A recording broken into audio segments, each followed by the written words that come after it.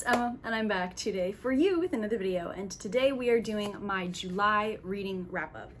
I read 11 books in July. Let's just say I didn't read a lot of books that I liked this month. We're just basically going to be going through all the books that I read for the month of July and my thoughts about each of them. Okay, so before we start, I would like to ask you guys to go down in the description box to look at all the links that I have there to stuff that's pertaining to the world right now.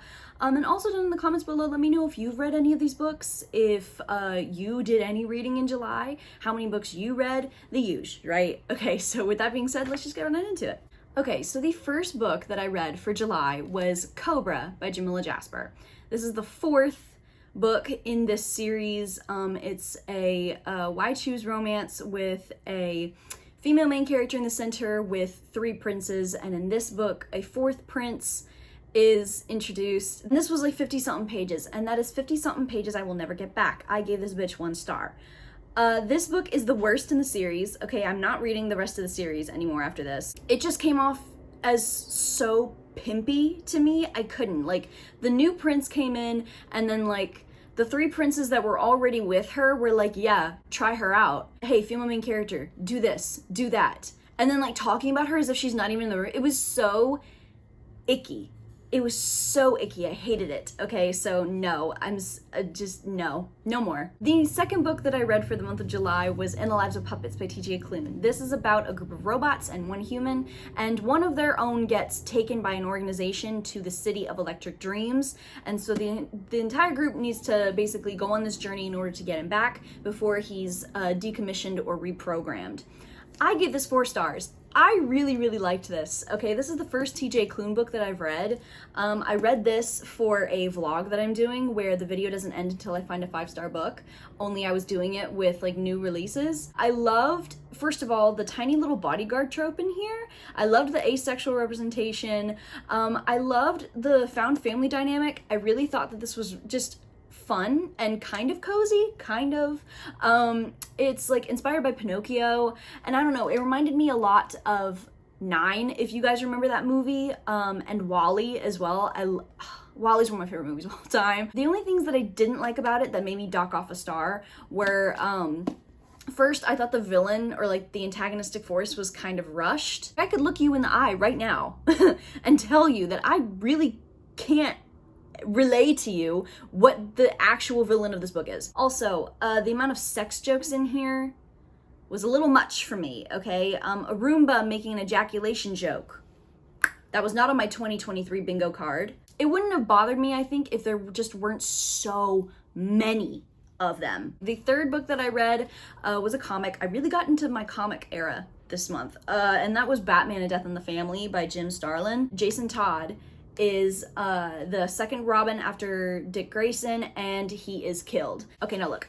I fell into a hyperfixation of the Red Hood last year, and I bought a lot of comics of Batman that had the Red Hood in it as chronologically in order as I could get. So this was the first one, obviously, and I gave it 3 stars. I mean, it was fine. It was like right in the middle. I really don't feel a certain way about this comic, I have to say. The only gripes I think I have with it are that damn near every single dude in this book had like black hair with blue highlights. So I was like, okay, is this Bruce or is this Jason? Is this some random dude or is this Jason? It was so, I was like, okay, can we not come up with a different hair color? Please? So yeah, I liked it enough. I thought it was okay. Definitely, I would say a good start to my Red Hood journey. Now, with that being said, the next book that I read for July was Batman Under the Red Hood by Judd Winnick. Okay, this book I gave 5 stars. This is now one of my new favorite books of all time. Okay, I loved this comic. I love Jason Todd. What can I say? He's such a tragic character for me. I thought that he was a really interesting foil, I guess, if you could say that for Batman, because Batman doesn't kill people. Red Hood does. Red Hood doesn't have a problem with that. So there's definitely an interesting parallel between the two. So you know the iconic picture of Batman cradling dead Jason Todd? Here is a picture of Batman cradling the Red Hood. Like, this comic made me tear up. It was just such a well-rounded story, I felt, for like one whole thing. Ugh. I hurt. We're taking a turn, okay? Because the next book that I read for July was Twisted Hate by Anna Huang. This is the third book in the Twisted series. And this is following Jules and Josh. And the trope in here is like best friend's brother. So Twisted from Twisted Love. What do you know? And it's also enemies to lovers because Jules and Josh hate one another. Look, the feeling's mutual because I hated this book. I despised the writing in here, okay? Twisted Love wasn't unbearably cringy. Twisted Games, I was having so much fun that I didn't even notice the cringy writing. But for Twisted Hate, there was no saving her, okay? Because the writing in here was so cringy, especially with their stupid like little nicknames that they were supposed to give one another that one another hated. If she called him Joshy one more time, I was gonna throw myself out of a window. I did not like Josh or Jules. Jules by herself was bearable at times. Josh was like weirdly possessive and just like such a walking red flag for me. Mister, you'd let anybody touch you and I'll kill them. All right, McDreamy, you need to calm down. You're a doctor, sir. And then together, most of their banter was just something along the lines of, oh my gosh, I'm so hot, I can get anybody that I want. Then, your ego's so big. Then, you know what else is big? Girl, close it down. The next book that I read for July was I Hotel by Karen Tay Yamashita. This is a book that is describing the civil rights movements of Asian and Black Americans in the 1960s in California. And I DNF'd this book. Okay, I DNF'd this book at 35% on page 221. This book is 600 something pages long. Okay. The information in here was not confusing. The way it was relayed was confusing as hell. The methods used to convey this information were so abstract for me that it was just hard for me to follow along. Maybe I'll give it a shot again, but as of right now, no. The next book that I read for July was The Salt Grows Heavy by Cassandra Cobb. This book is a really short book about a mermaid and a plague doctor, and they are walking around this destroyed kingdom, and they stumble upon this like cult of deathless children and the 3 saints that rule over them, and stuff just spirals downward quick. Okay, I give this book 5 stars. I also read this book for the vlog that I'm doing with the new releases and the 5 stars. I cried at the end of this book. Now, this is another one. Like In the Lives of Puppets, I can look you in the eyes right now, okay? And there are some things in this book I can't explain to you what happened. There are some things in this book I just have no idea what the hell happened. I was just along for the ride. Okay, so dare I say this might be a vibes book to some people, but I can definitely see where some people would not have a good time with this book, okay? But it reminded me so much of like Grimm's fairy tales. Like, it's a fairy tale setting, it's a fairy tale-esque, like whimsical type of tone, but it's like disturbing and gory and just weird. It's so good. There's so much mashed into here. Nothing But Blackened Teeth is written by the same author, and I've heard a lot of people do not like that book. I'm willing to give it a try though after this one. The next book that I read was Flowers for the Sea by Zin E. Rocklin. This book is essentially about a woman named Araxi, and she and all of these people are on this boat because their kingdom has been completely destroyed. And so they're essentially just floating out in the water, all the while they're being hunted by like sea predators, air predators. Nothing's going right for them. Not to mention, no woman can keep a baby. They either die during pregnancy or the baby dies after they give birth. And Araxi is pregnant, and she does not want to be a mom in any way, shape, or form.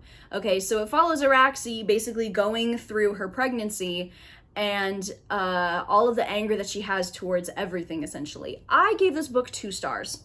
Okay, I can confidently say that I don't think I understood the cosmic horror aspects in this book. There was just a lot of stuff in here that I don't think was explained very well. And I think that can be attributed to just how short this book is.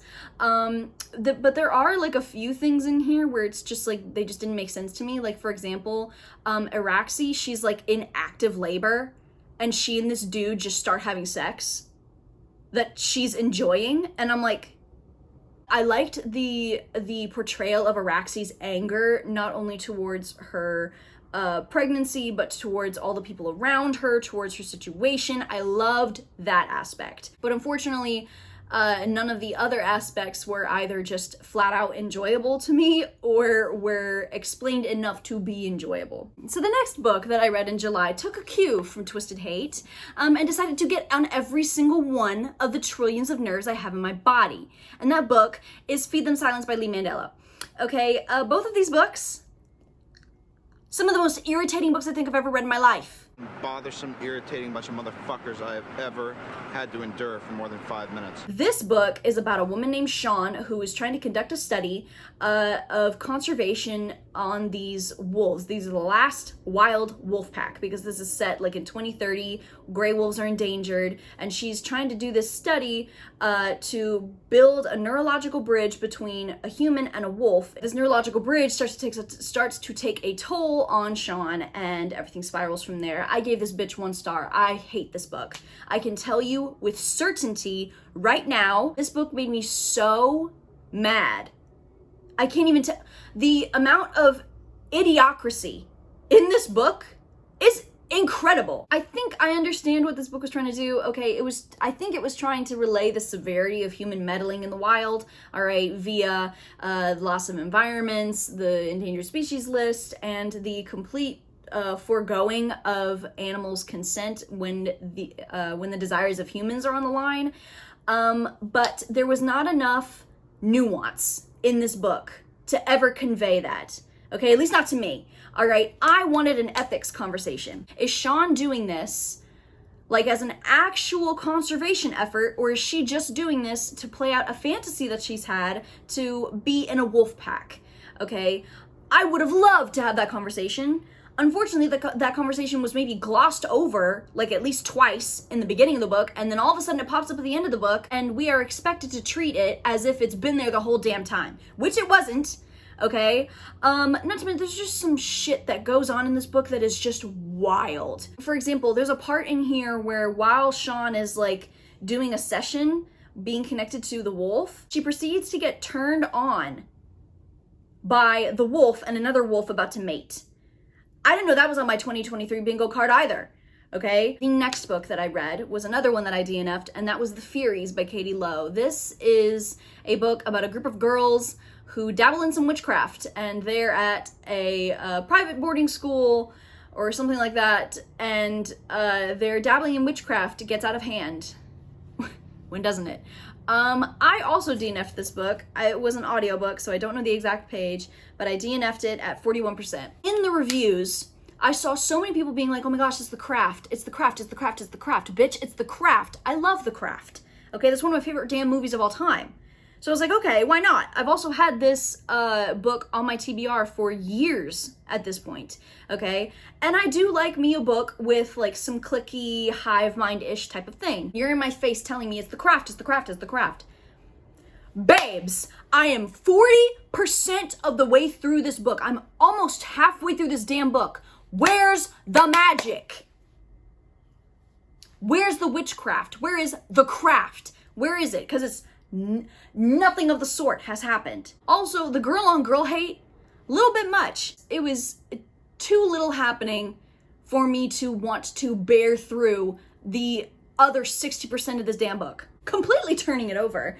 Okay, the last book that I read for the month of July was Strange Love by Aguirre. This book follows Beryl Bowman, who is a human woman who gets accidentally abducted by an alien named Xylar, and he is looking for a mate because he has been passed over in the choosing 4 times, and he's only allowed one more chance until he's essentially enlisted as a drone. And he wants a mate. He wants to find love, and he goes to Earth and accidentally abducts Beryl, thinking that she's a different alien. And so essentially what happens is a solar flare completely malfunctions the ship, and she has to go back to his planet with him, and he's like, okay, I can give you these options, but they're not all, like, coming back home with me is the best option you have. And she's like, well, why not? All right, word. And so it's all about them essentially teaming up to get Xylar through the choosing competition, and they fall for one another along the way, and it's so good. I gave this book 4 stars. It was so cute. It was steamy in very interesting ways. And the competition aspect in here was good. I don't normally like competition stuff in books, okay? But this made it work, all right? And Xylar and Beryl, I love how they both interact with one another. I loved Beryl. She was great. She's probably one of the best female main characters I've ever read in, like, a monster romance, okay? Because she was just, you know what? Let's just see where this takes me, okay? I don't really have anything better to do. I don't have anything really better waiting for me, so let's just do this, okay? Why not? Some of the descriptions are a little flimsy. There were some places in here that I couldn't really imagine. Some of the descriptions, like I said, were just a little underdone, I would say. But other than that, this book was fun. It was quick. It was really steamy, all right? It was cute. And it had an interesting plot, okay, as well. So I would say if you are looking for a new monster or alien romance, try this for size. So you guys, those were all of the books that I read for the month of July. I hope that you enjoyed. I hope that we all have a better reading month in August, and I hope that we are all as anxiety-free as we can be in August, because all my students, all my fellow students, hello, we're all going back to school in however many, 10. Okay. On that note, I think I need a drink. But anyway, so you guys, I hope that you enjoyed. I hope that you will continue to look out for more stuff on my channel. I hope that you guys are staying safe, and I hope that you guys have a good rest of your day. Goodbye.